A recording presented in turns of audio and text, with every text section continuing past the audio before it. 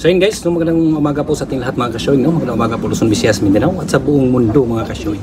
So for today's video mga ka-showing ay atin po pag-usapan yung karugtong po ito nung sinasabi ko po na wala pong BSKE ngayong darating na December mga ka-showing. So bago natin pag-usapan yan, sa mga bago po dyan mga ka-showing, please subscribe po, like and share po mga ka-showing at comment down below mga ka-showing para mabasa at makita po natin ang inyong mga komento tungkol po dito sa ating pag-usapan mga ka-showing. And don't forget to subscribe.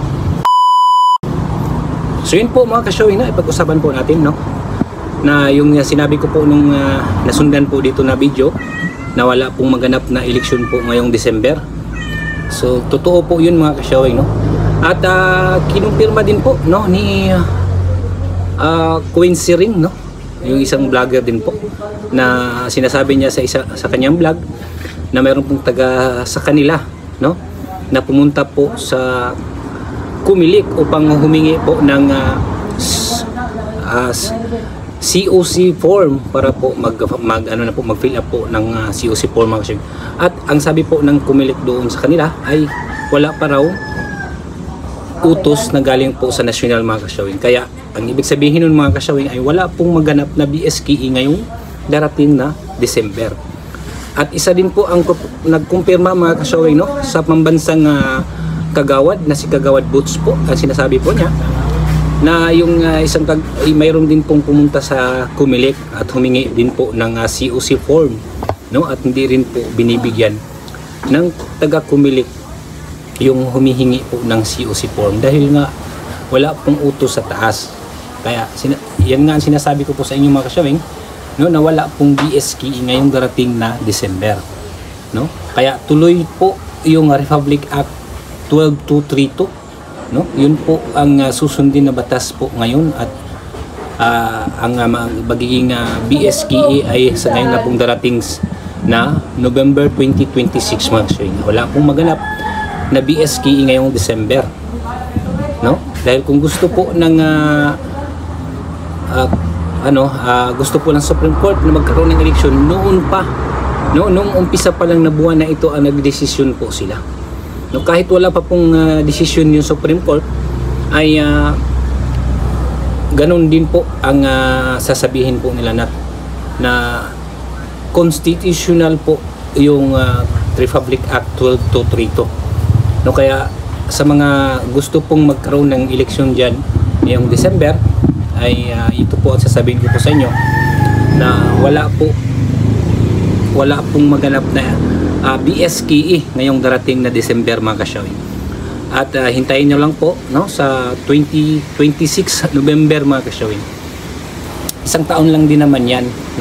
Kaya ito ang tamang panahon na kayo ay makapagpakita ng inyong the best na kilos, the best na ugali, the best na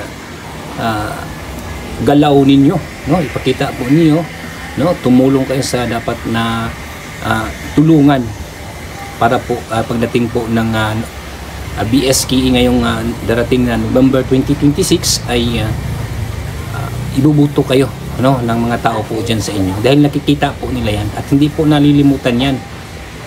Hindi po nalilimutan ng mga tao dyan sa inyo yung mga ginagawa nyo po, nakikita po nila yan. Kaya yun po ang dapat yung gawin para po pagdating ng panahon ay mayroon po kayong makukuha po ninyo yung simpatya ng tao at yung buto po nila. Kaya tamang-tama po ngayong panahon na ito na kayo ay magtanim na po para kayo mayroon po kayong maani ngayong darating na November 26 November 2026 mga ka-showing. Kaya yung sinasabi ko po sa inyo, paulit-ulit ko po sinasabi sa inyo na wala pong BSKE na maganap ngayong December mga ka-showing. At kaya ang masusunod po na batas ay yun pong Republic Act 12232 mga ka-showing.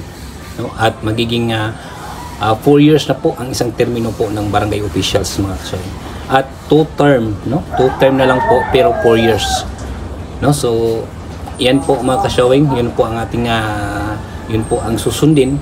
Kaya hindi po nagbigay ng COC form yung Kumilik, pati nga dito sa amin mga ka-showing. Kaya yun ang sinasabi ko po sa inyo na wala pong maganap na BSKE ngayong December dahil dalawa na pong nagbigay po ng pruweba, no? Yung isang vlogger din po na si ni Coiners Ring, no? Di ba sa vlog po niya sinasabi po na mayroon pong sa kanila daw na nanghingi ng COC form sa pumilik sa kanila at hindi daw binibigyan dahil wala pa pong utos daw sa taas.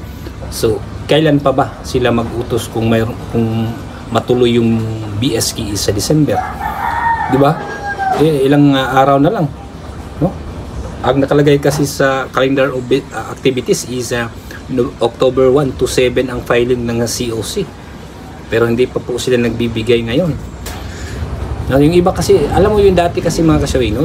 Yung ganitong mga araw pa, ilang araw na lang, no? Nagbibigay na po ng COC form yung mga grupo-grupo para po ready na po sila mag-file ng COC yung mga gustong tumakbo mga kasaway. So yun lang po mga kasaway, no? Ay binagbigay lang po tayo ng dagdag kumpirmasyon na wala pong BSKE ngayong darating na December mga kasaway, dahil dalawa na po ang nagkumpirma, no, na hindi nagbigay ng COC form yung kumilik, no, dahil nga wala nga utos sa taas at wala pong magaganap na BSKE ngayong darating na December mga kasawing. So yun lang po mga kasawing, no? Maraming salamat po sa inyong lahat.